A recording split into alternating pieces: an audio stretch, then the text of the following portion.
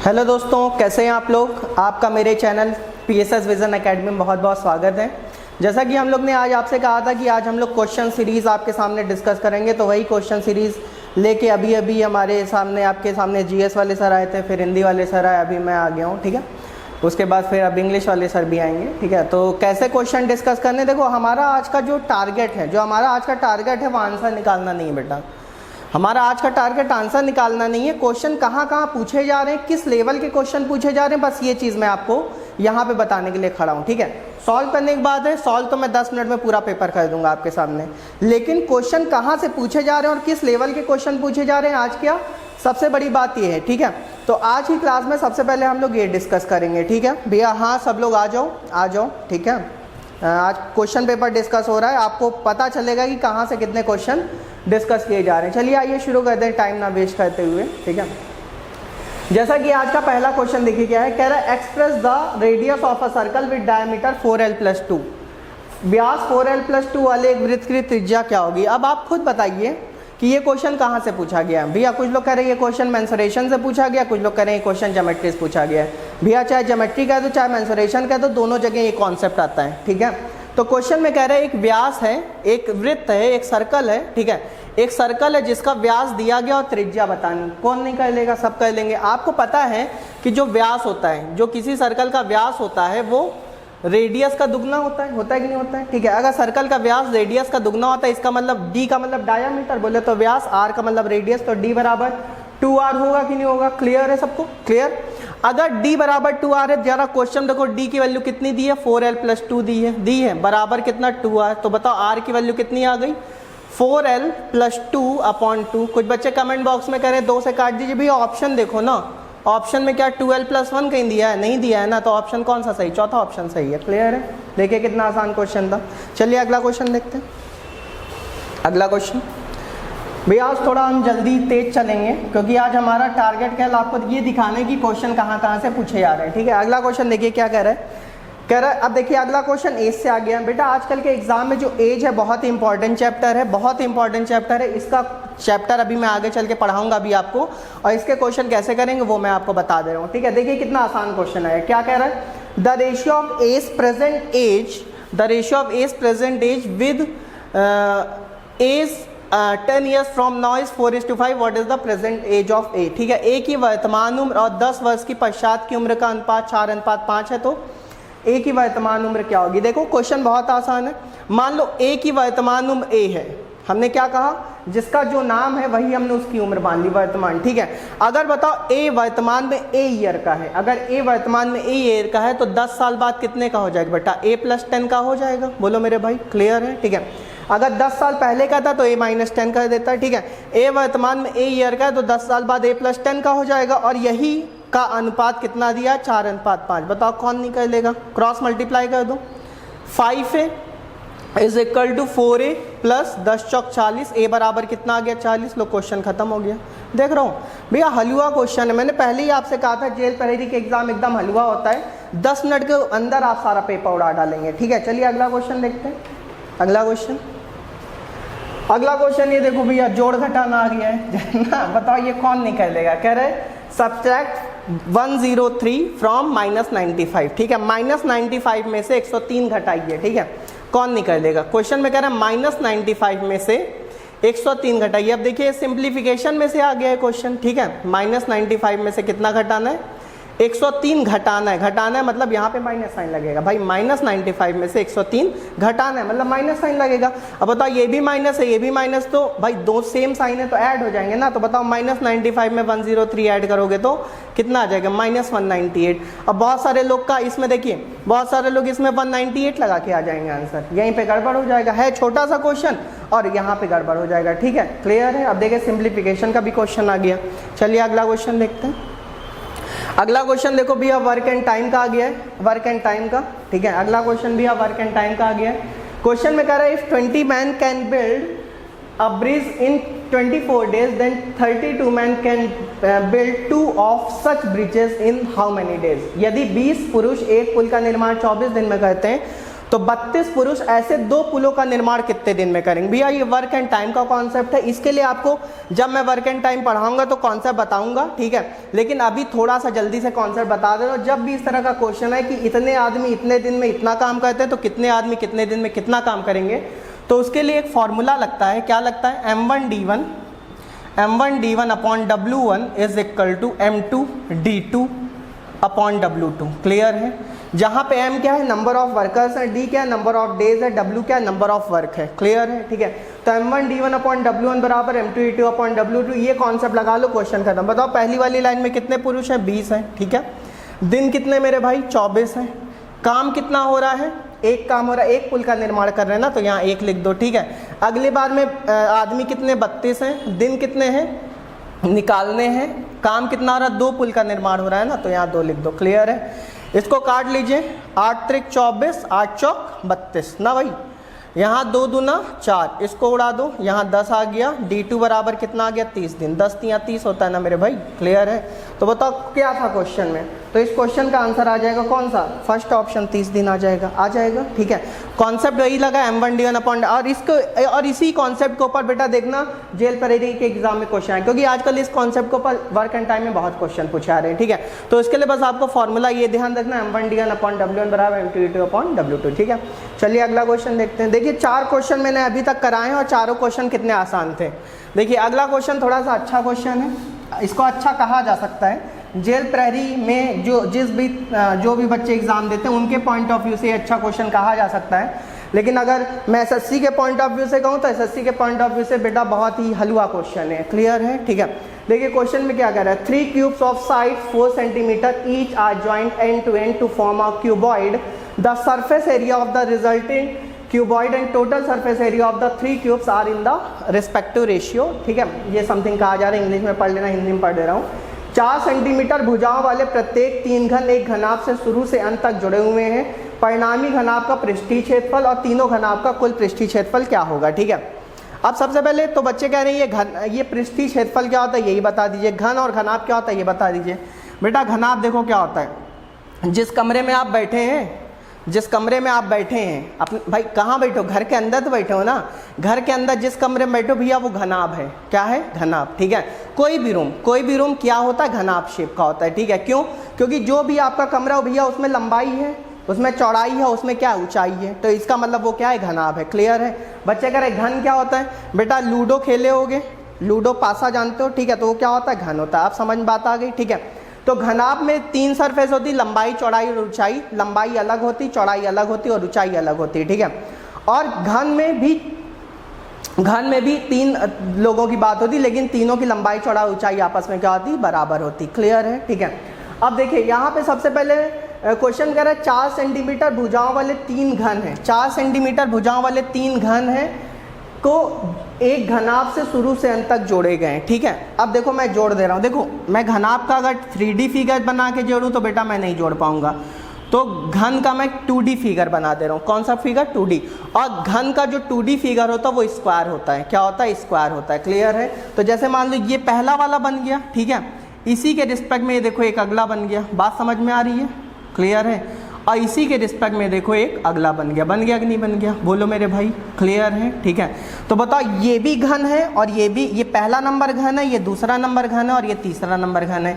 ये तीनों घन मिलकर क्या बन गए भाई? घनाभ बन गए कि नहीं बन गए? ठीक है। तो बताओ इसकी लंबाई 4 है, ये भी लंबाई 4 है, ये भी लंबाई 4 है। बताओ पूरी घनाभ की लंबाई L बराबर 12 हो जाएगी, क्योंकि भाई सबकी लंबाई 4-4 सेंटीमीटर है ना, तो लंबाई हो गई 4 सेंटीमीटर। ठीक है। अच्छा चौड़ाई भी कितनी हो जाएगी? चौड़ाई भी हो जाएगी 4 सेंटीमीटर। और बेटा अगर यहाँ पे थोड़ी सी ऊंचाई इसको दे दो तो ऊंचाई भी कितनी हो जाएगी बेटा? 4 ही सेंटीमीटर। तो कुल मिलाकर मैं ये कहना चाह रहा हूँ कि जो आपकी घनाभ की लंबाई है वो 12 है, चौड़ाई भी 4 है और ऊंचाई भी क्या होगी भाई? क्योंकि इसको अगर 3D शेप में देखो, जैसे यहाँ पे ऐसे ऐसे बाहर की तरफ देखो तो वो भी कितना आएगा बेटा? 4 सेंटीमीटर ही आएगा। बात समझ में आ रही है? इसी तरह अगर मैं घन की बात करूँ तो घन समथिंग ऐसा होता है। क्लियर है? ठीक है। इस तरह के 3 घन कहीं पड़े होंगे। ठीक है। सबकी लंबाई चौड़ाई ऊंचाई क्या है? 4-4-4 है। ठीक है। तो वही हमसे कह रहा है कि ये वाला जो घनाभ बना है, ये वाला जो 2D शेप का घनाभ बना है, इसके पृष्ठीय क्षेत्रफल और इसके पृष्ठीय क्षेत्रफल, मतलब जो 3 घन बने उसके पृष्ठीय क्षेत्रफल का रेशियो क्या होगा? आइए देखते हैं। ठीक है। क्यूबॉइड क्यूबॉइड के सरफेस एरिया, ऐसे का मतलब बेटा सरफेस एरिया ना, और क्यूब के सरफेस एरिया का रेशियो क्या होगा। सबसे पहले तो क्यूबॉइड का सरफेस एरिया अगर निकालना आप तो क्यूबॉइड का सरफेस एरिया पता होना चाहिए आपको। फॉर्मूला होता है 2LB plus BH plus HL। Clear है, ठीक है। और अगर घन का आपको निकालना, ये सब मैं मेंसुरेशन में आपको बताऊंगा। घन का अगर आपको निकालना सरफेस एरिया तो होता है बेटा 6 इंटू साइड स्क्वायर। क्या होता है 6 इंटू साइड स्क्वायर। क्लियर है, ठीक है। अच्छा बेटा ये बताओ आपके पास कितने घन है। आपके पास देखो कह रहा है ना तीनों घनों के कुल पीछे, आपके पास 3 घन है ना, तो इसको 3 से क्या कर दो, मल्टीप्लाई कर दो। बात समझ गए, ठीक है। अब बस यहाँ वैल्यू पुट कर लो, आंसर आ जाएगा। अगर आप कर पाओ तो कर लो, नहीं तो मैं करके दिखाता हूँ। बताओ लंबाई कितनी 12, चौड़ाई कितनी 4, तो 12 और 12 गुणे 4 होगा। यहाँ पे क्या होगा, B की जगह 4 रख दो, H के यहाँ भी 4, यहाँ क्या होगा 4 गुणे 4 होगा मेरे भाई, ठीक है। यहाँ पे क्या होगा 4 गुणे 12 होगा, ठीक है। क्लियर है सबको। डिवाइडेड बाई यहाँ पे क्या हो जाएगा 3 इंटू 6 ना, और साइड कितनी 4 है, तो 4 का स्क्वायर कितना होता है 16, ठीक है। जो चीज़ें काटनी उसको काट लीजिए, यहाँ मैं सॉल्व कर दे रहा हूँ। 2 तो 2 है ही है, 12 चौका 48, 12 चौका 48, 48 96 होगा, 96 में 16 जोड़ोगे, 96 में 16 जोड़ो कितना होगा, 96 में 16 जोड़ोगे शायद 112 आता है, यही आता है भाई, हाँ शायद यही आता है, ठीक है। 96 में 16 जोड़ो कितना आएगा 112, ठीक है। और यहाँ पे क्या होगा 3 गुणे 6 गुणे 16 ना, ठीक है भाई। 12 चौक 48, 12 चौक 48 और 4 चौक 16, तो 48 48 96, 96 में 16 जोड़ो कितना आ जाएगा, समझ गया ना, ठीक है। इसको कट रहा है तो काट लीजिए।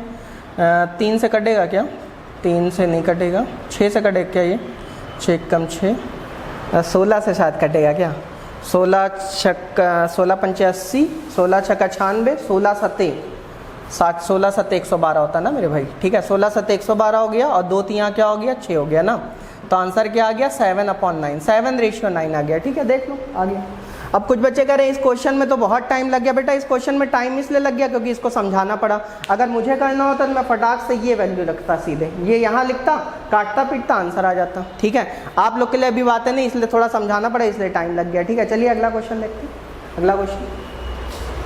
अगला क्वेश्चन देखो, देख के ही खत्म कर देंगे। अगला क्वेश्चन देख के ही लिखना पड़ेगा ही नहीं। कह रहा among 4 of the given number 3 are like in a certain way and hence form a group which one of the following does not belong to the group, ठीक है।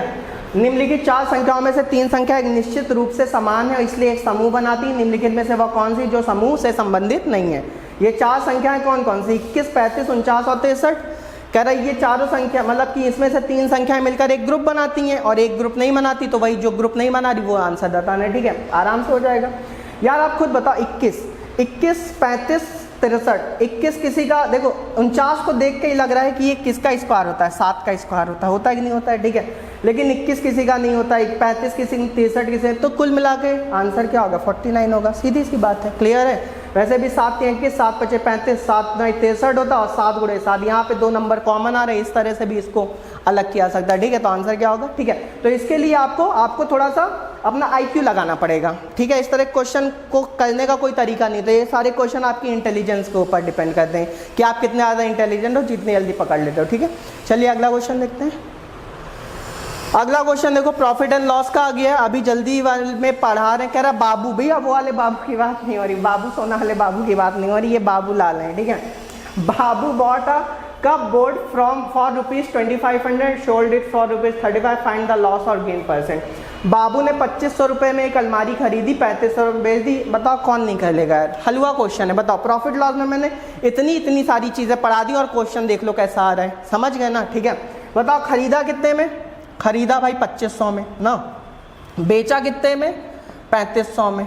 बताओ प्रॉफिट हुआ कि लॉस हुआ, यार प्रॉफिट हुआ, सीधे से लग रहा है, ठीक है। खरीदा 25, कितने का प्रॉफिट हुआ 1000 का प्रॉफिट हुआ, कितने पर हुआ 2500 पे।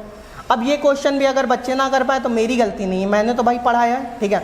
2500 0, आंसर क्या आएगा 40%, 40% का प्रॉफिट हो जाएगा, ठीक है। अगला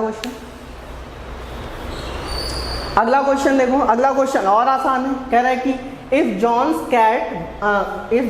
cat eats 116 gram of cat food a week, then how much eat food does it eat in a day?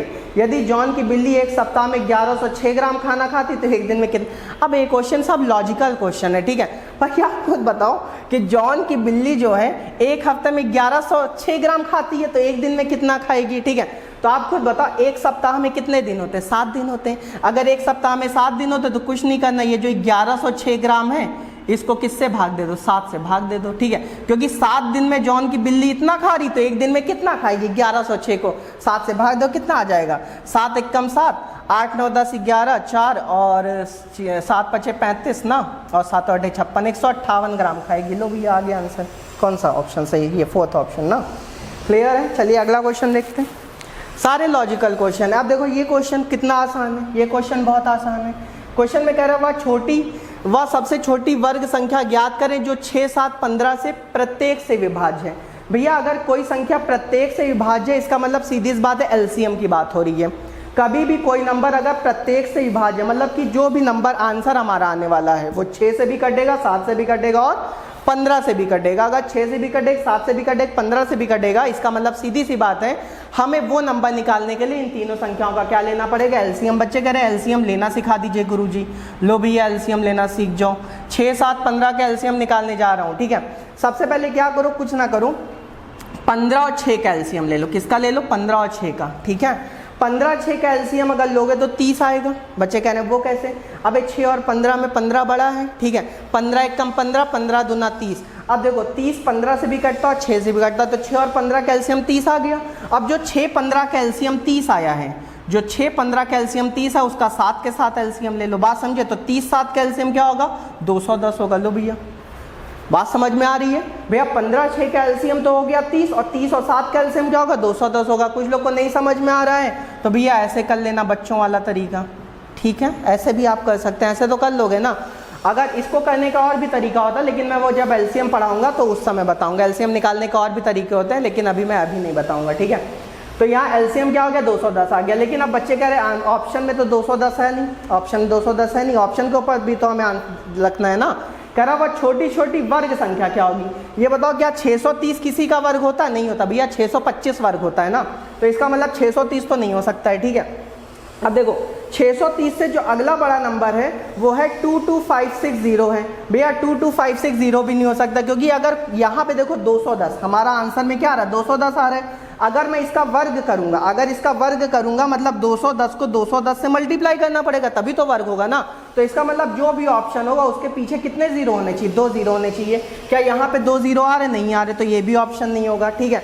अब बच्चे कह रहे हैं अगला बड़ा नंबर ये है, अरे ये यही तो हमारा आंसर है। आप खुद देख लो यार, 21 को 21 से गुणा करने पे आता है 441 और 2 जीरो और चिपका दो, लो भी आंसर आ गया। क्लियर है सबको, ठीक है। ऐसे आंसर निकाला जाएगा इसका, ठीक है। ये सब लॉजिक है बेटा, क्लियर है। इसमें कोई शॉर्टकट कोई रूल नहीं फॉलो करता, ये सब आपके दिमाग की कला है, ठीक है। आप खुद बताओ ये 210 वर्ग का बन सकता है, जबकि 210 का एक बार और 210 से मल्टीप्लाई, तभी तो वर्ग बन सकता है ना। चलिए अगला क्वेश्चन देखते हैं। अगला क्वेश्चन कह रहा है मैरी ने 80 रुपये प्रति किलो स्कीड बेचकर दिन के अंत में 960 रुपये कमाए, उसने कितने किलोग्राम इस लो, ठीक है। कितना आसान है। कह रहा है 80 रुपये प्रति किलोग्राम स्कीड बेचकर 960 रुपये में अर्जित किए, ठीक है। ये बताओ 960 रुपये कब अर्जित किए, 960 रुपये तब अर्जित किए जबकि उसने 80 रुपये प्रति किलोग्राम की दर से स्कीड बेची। क्वेश्चन आसान है। यहाँ 960 रुपये अर्जित किए और कितने किलोग्राम की दर से स्कीड बेची, 80 रुपये प्रति किलोग्राम। रुपए से रुपए कटा, 0 से 0 कटा, 8 एक कम 8, 8 दूना 16, लो भैया 12 किलोग्राम। क्लियर है। आंसर क्या आ गया, 12। उसने एक ऐसे आएंगे, देख लो भाई। अब बताओ इन सब में क्या दम है, क्या नहीं दम है। मैं ना भी पढ़ाऊँ तब भी आपका हो जाएगा, ठीक है। लेकिन बेटा पढ़ना पड़े, क्योंकि मुझे पता है कि तुम लोग ये भी नहीं कर पाओगे। 2 का पहाड़ा तुम लोग को नहीं आता, तो मैं कहाँ से विश्वास कर लूँ कि कर लोगे। तो मुझे तो पढ़ाना ही पड़ेगा। चलिए अगला क्वेश्चन देखते हैं। अगला क्वेश्चन 11वां क्वेश्चन। अब कुछ बच्चे इसको पढ़ के कह रहे हैं ये तो कोऑर्डिनेट ज्योमेट्री का क्वेश्चन है। कोई कोऑर्डिनेट ज्योमेट्री का क्वेश्चन नहीं। अभी देखना मैं कैसे खत्म कर दूंगा इस क्वेश्चन को। कह रहा है निम्नलिखित में कौन सा समीकरण बिंदु -4, 8 से संतुष्ट नहीं है, ठीक है। भाई संतुष्ट है ये नहीं पूछा गया, क्या पूछा गया, संतुष्ट नहीं है। तो जानते हो क्या करो, ये जो -4 है इसको कोऑर्डिनेट माना जाता है। भैया ये x कोऑर्डिनेट होता है, ये क्या होता है y, मतलब ये x की वैल्यू, ये y की वैल्यू है। बस x y की वैल्यू ऑप्शन में रखते जाओ, जहां पे सेटिस्फाई ना हो वही आपका आंसर है। रख के दिखा दें। चलिए x की वैल्यू यहाँ -4 रख लो। -4 रखोगे तो -4 का 2 से गुणा कराओगे -8 आएगा, प्लस यहाँ y की वैल्यू 8 रख लो, 8 त्रिक 24, बताओ 24 में से 8 गया 16 आ रहा है, मतलब ये तो संतुष्ट कर रहा है। यहाँ पे रख लो x की वैल्यू -4 रख लो, कितना -12 हुआ, प्लस यहाँ y की वैल्यू 8 रख लो, 8 इतना करना नहीं है, ये सब दिमाग में आपके चलना चाहिए, लेकिन मैं एक बार करके दिया, 16 में से 12 गया, ये भी कर रहा है, ठीक है। यहाँ पे देखो x की वैल्यू यहाँ -4 रख लो, यहाँ पे प्लस 2 इंटू 8 रख लो, 2 2 8 16 ना, y की वैल्यू 8 रख लो, 16 में 4 गया 12, ये भी ऐसा लो भैया, यही नहीं है, यही ऑप्शन, यही संतुष्ट नहीं करा। और रख के दिखा दूँ, ये देख लो, 3 इंटू 3 को -4 से गुणा कराओगे -12 आएगा, और -8 करोगे तो भैया -20 आ रहा है, जबकि यहाँ क्या दिया 20 दिया, इसका मतलब यही सेटिस्फाई नहीं करा। भाई सेटिस्फाई करने का मतलब है LHS RHS के सेटिस्फाई करने का मतलब तो सब लोग समझते हो ना भैया, यही होता है कि जब LHS RHS के बराबर हो जाए तो चीज़ें क्या हो जाती हैं, सेटिस्फाई हो जाती हैं। क्लियर है सबको, ठीक है। चलिए अगला क्वेश्चन देखते हैं, ठीक है। अगला क्वेश्चन 12वां क्वेश्चन देखते हैं। कह रहा है लो भैया, अब बताओ ये क्वेश्चन अगर तुम ना कर पाओ तो बेटा बहुत ही बेकार काम है। कह रहा है निम्नलिखित में कौन सी सबसे छोटी संख्या, बताओ, ऐसे क्वेश्चन आ रहे हैं एग्जाम में। अब बताओ, सबके आगे 55 लिखा हुआ है, सारे 55 पहले भूल जाओ 55 भूल जाओ, ठीक है। अब बताओ ये 734 है, ये 347, ये बताओ कौन सी सब, यही छोटी। लो भैया बासन भाई, सब में कॉमन 55 है, पहले 55 सब में से काट लो, ये अच्छा 57 है, कोई दिक्कत नहीं, 55 से बड़ा है ना, तब भी कोई दिक्कत नहीं है, ठीक है। चलो इसको काट लिया, तब भी आंसर कौन सा आएगा, 3 में 55 है भाई, 55 से अगर आगे बढ़ोगे तो 57 तो ऑलरेडी बड़ा है ना, तो इसमें क्या बता दूं, तो आंसर कौन सा सही है, सेकंड ऑप्शन सही है। क्लियर है। चलिए अगला क्वेश्चन देखते हैं, 13वां क्वेश्चन देखो क्या कह रहा है। देख रहे हो क्वेश्चन कहाँ से आ रहे हैं, क्वेश्चन कुल मिला के मैं मेरे हिसाब से, मैं जहां तक अभी तक ऑब्जर्व किया, जो आपका ज़्यादातर पूछा जा रहा है वो अरिथमेटिक से पूछा जा रहा है। ज़्यादातर जो पूछा जा रहा है वो परसेंटेज से पूछा जा रहा है, प्रॉफिट लॉस, एज, है ना, सिंप्लीफिकेशन, यहीं से क्वेश्चन आ रहे हैं, रेशियो यहाँ से क्वेश्चन आ रहे हैं ना, तो ये सारी चीज़ें ही ऑब्जर्व करने की। देख लो प्रॉफिट लॉस का फिर क्वेश्चन आ गया, ठीक है। तो कहाँ से क्वेश्चन आ रहे हैं ये केवल आपको दिखाने के लिए आज की क्लास अरेंज की गई है, ठीक है। अगला क्वेश्चन, एक मेज 2000 में खरीदा गया, 1800 में बेचा गया, बताओ कौन निकल लेगा। नहीं भाई, 2000 में खरीदा, 1800 में बेचा, बताओ प्रॉफिट होगी लॉस हुआ, लॉस हुआ, कितने का लॉस हुआ, 200 का लॉस हुआ, नहीं, और कितने पर लॉस हुआ, 2000 पे, 200 बटे 2000 गुणे 100 कर लो, कितना आ गया, 3 3 0 कट गया, आंसर कितना आ गया, 10% आ जाएगा भैया, 10% का लॉस हो गया, ये फोर्थ ऑप्शन सही है, ठीक है। अगला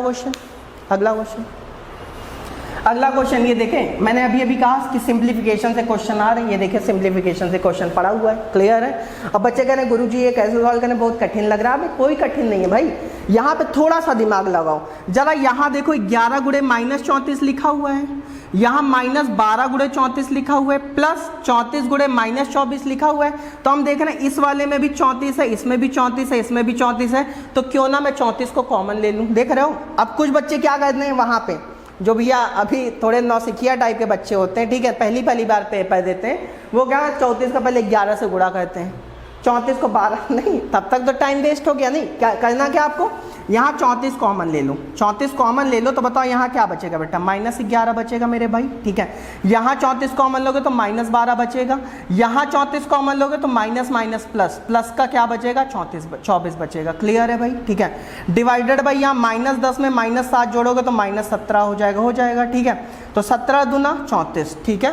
तो 2 है ही है। अब यहाँ 12 में 11 जोड़ोगे तो 23 आएगा, 24 में से 23 गया, कितना बचा, 1 बचा, ठीक है, 1 बचा।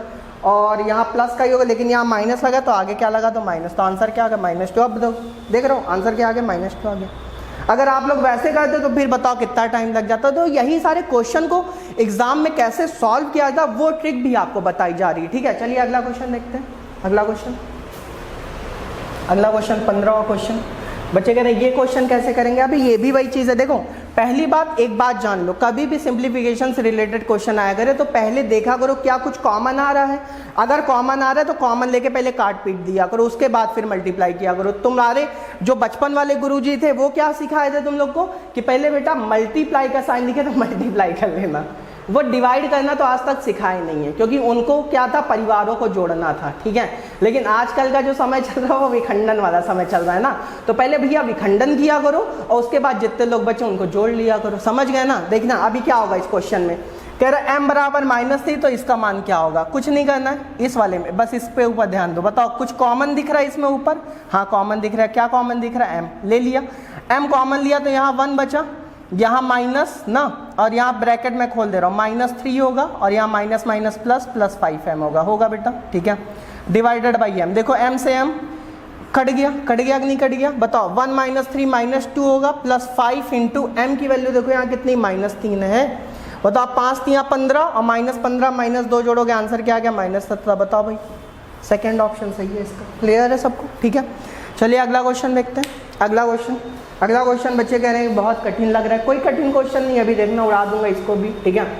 अगला क्वेश्चन कह रहा है कि 2 की पावर 3 3 की पावर 3 का स्क्वायर और 9 गुणे 4 को इस फॉर्म में लाना है। अब देखो यहाँ पे सब जगह बेस क्या दिख रहा है, 6 दिख रहा है ना, तो पहले तो आपके दिमाग में यही आ जाना चाहिए कि सबको पहले बेस 6 में कन्वर्ट कर लूँ, ठीक है। अब कैसे कन्वर्ट करेंगे ज़रा देखना, देखो कभी भी जैसे यहाँ पे इंटू का साइन लगा, यहाँ पे मैं चलो पूरा क्वेश्चन नहीं लिख ले रहा हूँ आपके लिए, 2 का क्यूब इंटू 3 का क्यूब है ना, और का स्क्वायर इंटू 9 गुणे 4 ना भाई, ठीक है। अब बताओ यहाँ पे बीच में इंटू का साइन लगा और दोनों की पावर भी क्या है, सेम है कि नहीं है, ठीक है। तो मैं जानता हूँ क्या करूँगा, इन दोनों को एक साथ लिख लूँगा, कैसे 2 गुणे 3, ठीक है। वैसे मुझे लिखना होता तो मैं सीधे 6 का क्यूब लिख देता अभी तक, लेकिन आपके लिए चीज़ें नहीं इसलिए सही से लिख दे रहा हूँ, ठीक है। 2 गुणे 3 की पावर 3 और इंटू 2, ठीक है। और यहाँ पे 9 चौक 36 लिख सकता हूँ, ठीक है, या 6 का स्क्वायर भी लिख सकता हूँ, ठीक है। बताओ यहाँ पे 6 का क्यूब हुआ कि नहीं हुआ, और यहाँ स्क्वायर, और ये 36 को 6 का स्क्वायर लिख सकता हूँ। अच्छा बताओ पावर टू द पावर का क्या होता है, मल्टीप्लिकेशन। जब श्रट्स एंड इंडिसेस पढ़ाऊंगा तो ये कॉन्सेप्ट आपको बताऊंगा, ठीक है। पावर टू द पावर का मल्टीप्लिकेशन होता है तो 3 दूना ये बीच हो जाएगा, तो 6 की पावर ये क्या हो गया 6, और ये 6 का स्क्वायर ना भाई, ठीक है।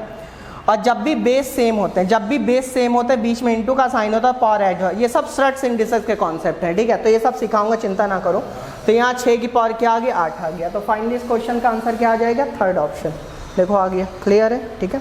चलिए अगला क्वेश्चन देखते हैं। अगला क्वेश्चन कह रहे हैं अब देखो अगले क्वेश्चन बहुत मज़ेदार बात होने वाली है, ठीक है। तुम लोग क्या करते हो एग्जाम में वो मैं बता दे रहा हूँ पहले ही आपको, ठीक है। कुछ लोग क्या करते हैं 45 को पहले 18 से मल्टीप्लाई करते हैं, ठीक है, और फिर उसको जो 45 को 18 से मल्टीप्लाई करने के बाद आता है उसको 3 बार और गुणा करते हैं, क्योंकि क्यूब लिखा हुआ है ना, उसको 3 बार और गुणा करते हैं। अब देखो इस तरह के क्वेश्चन बेटा ऑप्शन से खत्म किया जाते हैं, ऑप्शन से खत्म करें, ध्यान से सुनना। बस यहाँ देखो 8 को 5 से गुणा करो, बस यूनिट डिजिट लो, 8 को 5 से गुणा करो, बताओ 40 आएगा कि नहीं आएगा, बोलो भाई।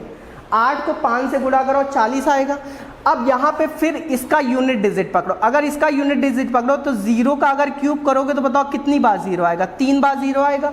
तब वो ऑप्शन ढूंढो जिसके अंत में 3 बार 0, बताओ यहाँ पे 3 बार 0 है, नहीं है, यहाँ पे 3 बार अंत में 0 नहीं, यहाँ पे हाँ भाई यहाँ पे, ठीक है, यहाँ पे नहीं है, ठीक। तो कौन सा ऑप्शन, थर्ड ऑप्शन सही है, क्लियर है, ठीक है। अब बताओ कुछ लोग क्या क्या कर डालते हैं इस क्वेश्चन के लिए, मतलब एकदम प्लासी का युद्ध हो जाता है, नहीं ऐसा नहीं करना है, ठीक है। आपको इतनी तलवारें नहीं खींचनी, फिर से एक बार मैं बता दे रहा हूँ, 8 पंच 40 हुआ, ठीक है। यहाँ पे बस यूनिट डिजिट है ना, यहाँ यूनिट डिजिट 8 था, यहाँ 5 था, 8 पंच 40 लिखा, यहाँ पे यूनिट डिजिट 0, अगर 0 का क्यूब करोगे तो 3 बार 0 है, तो इसका मतलब आंसर वही होगा जिसके अंत में 3 बार क्या हो 0, आंसर आ जाए, क्लियर है। चलिए अगला क्वेश्चन देखते हैं। देखो कभी भी पेपर बेटा कठिन नहीं सेट किया था, पेपर हमेशा आपके दिमाग के साथ खेलने के लिए सेट किया आता है कि आप पेपर के समय में, अपने मुसीबत के समय में कितने अच्छे तरीके से आप सोच सकते हो, इसलिए पेपर आपको देना पड़ता है, ठीक है। और कोई ज्ञानी तो यहाँ सब बैठे हैं, ज्ञानी सब बैठे हैं, सबको मैं पेपर दूँ, कोई 1 घंटे में सॉल्व कर ले, कोई 2 घंटे में, कोई दिन भर में सॉल्व कर लेगा, लेकिन कितने कम समय में कितनी जल्दी आप इफिशिएंटली काम कर लेते हैं, इसलिए पेपर लिया आता है, ठीक है। चलिए अगला क्वेश्चन देखते हैं, 18वां क्वेश्चन कह रहा है 9/12 लाइज बिटवीन। ये देखो थोड़ा सा, अब देखो मैं मेरे हिसाब से इस तरह के क्वेश्चन छोड़ना ज़्यादा बेटर रहता है, ठीक है। मेरे हिसाब से इस तरह के क्वेश्चन छोड़ना ज़्यादा बेटर रहता है। छोड़ना क्यों ज़्यादा बेटर रहता है, क्योंकि बेटा देखो 9/12 इसमें देखो यहाँ पे भी ऑप्शन चेंज है, यहाँ पे भी चेंज है, यहाँ पे भी चेंज है, यहाँ सब जगह ऑप्शन चेंज है, इसलिए मेरे हिसाब से क्वेश्चन छोड़ना सही रहता है। लेकिन हाँ मैं पढ़ा रहा हूँ इसलिए मैं आपको बता दूँ क्वेश्चन कैसे पकड़ा जाएगा। देखो 9/12 का मतलब बेटा 3 से काटोगे 3/4 बोले तो 0.75 होगा, ठीक है। तो अब यहाँ पे बार बार आपको भाग देना पड़ेगा, अब इतना भी भाग नहीं देना पड़ेगा, थोड़ा सा ध्यान से देखो, यहाँ 5/6 और 7/8 है, थोड़ा सा भाग दो। यहाँ अगर मैं 50 कर लूँ, क्या कर लूँ 50, तो बताओ 6 7 42 होगा, समथिंग 0. बल्कि 6 8 48 होगा, 0.8 आएगा कि नहीं आएगा, बात समझ में आ रही है। और यहाँ पे 0 करोगे तो कितना आएगा 88 64 ना, 88 64 0, तो ये भी 0 पॉइंट और 0.8, तो क्या 0.8 0.8 के बीच में 0.75 कभी आ सकता नहीं आ सकता है, पूरा पूरा भाग नहीं दिया जाता है। इसको देख लेते हैं यहाँ पे यहाँ 0 0 पहले लगा लो, तो यहाँ पे अगर करोगे तो कितना आएगा 0.9 समथिंग आएगा भाई, 9/10 करो 0.9 और ये करो 1 पॉइंट समथिंग आएगा, 1 पॉइंट समथिंग आएगा। तो बताओ क्या 0.9 और 1 के बीच में कभी 0.75 आ सकता नहीं आ सकता है, ठीक है। ये वाला देखो यहाँ पे करोगे तो यहाँ एक 0 लगा लो तो कितना होगा 0.972 ना, और यहाँ पे करोगे तो 0 लगाओगे तो 0.7749 ना। तो बताओ यहाँ पे 0.7, अब थोड़ा सा और भी भाग देना पड़ेगा यहाँ पे, ठीक है। यहाँ 9/72 हुआ था, ठीक है, फिर 8 बचा 9/72, 0.88 आ गया, यहाँ पे 7/749 हुआ तो 1 बचा। अब बताओ यहाँ 0.7 0.88 के बीच में कभी आ सकता है क्या 0.75 नहीं आ सकता है, ठीक है। तो अब यहाँ अच्छा आ सकता है भाई, यहाँ पे आ सकता है ना 0.7 और 0.88 के बीच में तो आ ही सकता है ना, तो कौन सा ऑप्शन है, ये वाला ऑप्शन। और यहाँ भी नहीं हो, 3/2 का मतलब क्या होता है 1.5 और 4/2 का मतलब 1 पॉइंट समथिंग होता है, उसके बीच में, तो कौन सा ऑप्शन सही है थर्ड। तो मैं इस क्वेश्चन को करने के लिए इसलिए मना करता हूँ क्योंकि इस क्वेश्चन के चक्कर में पड़ के आपको चारों ऑप्शन की कैलकुलेशन करनी पड़ेगी। भैया देखो पेपर में ज़रूरी नहीं कि आपको सब कुछ करना है, कुछ छोड़ना भी पड़ता है, क्योंकि कुछ क्वेश्चन पेपर में आपके इसलिए रहते हैं कि जो आपको लगता है कि आ जाएगा और उसका आंसर भी आ जाता है, लेकिन वो क्वेश्चन केवल आपका टाइम वेस्ट करने के लिए डाला जाता है। बात समझ में आ रही है, ठीक है। तो करने को ये क्वेश्चन ऐसे किया आ सकता है, ठीक है, लेकिन आपको मेरे हिसाब से क्वेश्चन नहीं करना चाहिए। चलिए अगला क्वेश्चन देखते हैं। अगला क्वेश्चन 2 क्वेश्चन और है, ठीक है। अब देखो अगला क्वेश्चन कितना आसान है, ठीक है। अब बताओ ये है कहने के लिए मेंसुरेशन का क्वेश्चन, लेकिन मतलब ये मेंसुरेशन की बेटा बेइज्जती है, मेंसुरेशन की बेइज्जती। अगर इस तरह क्वेश्चन मेंसुरेशन में आ रहे हैं तो बेकार है, ठीक है। कह रहे एक वर्गाकार प्लॉट का क्षेत्रफल 64 मीटर स्क्वायर है, प्लॉट की परिधि क्या होगी। अब बताओ वर्गाकार प्लॉट का क्षेत्रफल, बताओ वर्ग का एरिया, वर्ग का एरिया क्या होता है भाई, साइड स्क्वायर होता है, ए स्क्वायर होता है। तो बताओ ए स्क्वायर की वैल्यू 64 है, अगर ए स्क्वायर की वैल्यू 64 है तो ए की वैल्यू 8 होगी कि नहीं होगी। अगर ए की वैल्यू 8 होगी तो उसका पेरीमीटर बताना है ना, क्या बताना है प्लॉट का पेरीमीटर। तो वर्ग का जो पेरीमीटर होता है वो क्या होता है 4a होता है, क्या होता है 4a, 4 इंटू साइड होता है, ठीक है। तो 4 इंटू 8 करोगे तो 8 चौक क्या आ गया 32, तो आंसर क्या आएगा 32 आएगा। इस क्वेश्चन का आंसर क्या आएगा 32 मीटर। क्लियर है, ठीक है। चलिए अगला क्वेश्चन देखते हैं, लास्ट क्वेश्चन।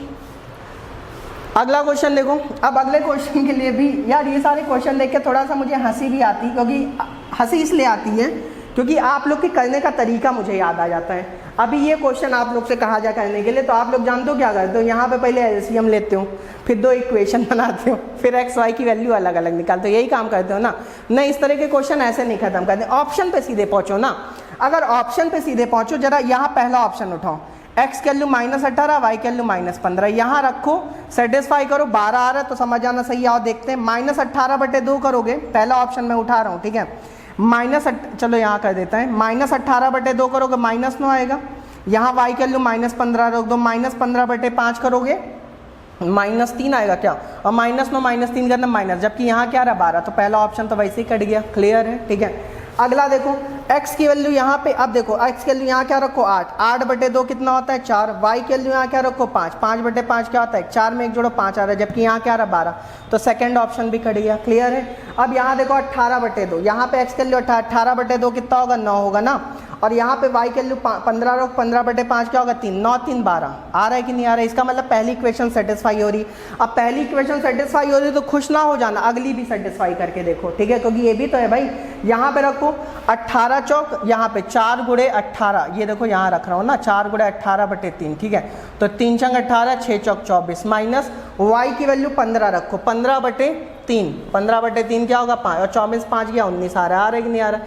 इसका मतलब जो थर्ड ऑप्शन है उस पर हमारी ये वाली इक्वेशन भी सेटिस्फाई, ये भी, तो इसका मतलब x का कौन सा, समझ गए ना कैसे करना है। क्लियर है, ठीक है। तो इस तरह क्वेश्चन सॉल्व ना किया करिए, ऑप्शन से खत्म किया करिए, जल्दी खत्म हो जाते हैं। क्लियर है, ठीक है। तो भैया आपने देखा कि किस किस तरह के क्वेश्चन आपके एग्जाम में आ रहे हैं, ज़्यादा कठिन पेपर नहीं आ रहा है, बहुत ही आसान पेपर आ रहा है। और विश्वास मानिए जिस तरह से हम लोग पढ़ा रहे हैं, अगर आप उस तरह से डेली, आपको कोई बुक पढ़ने की जरूरत नहीं है, आप केवल हमारी क्लास करिए, उसी से रिलेटेड क्वेश्चन करिए, आपके होने लगेंगे क्वेश्चन। क्लियर है, ठीक है। बस यही सारे क्वेश्चन अच्छे से रट डालो, ठीक है, यही सारे क्वेश्चन आने वाले हैं, ठीक है। तो चलिए फिर कल फिर मिलते हैं, तब तक के लिए थैंक यू सो मच।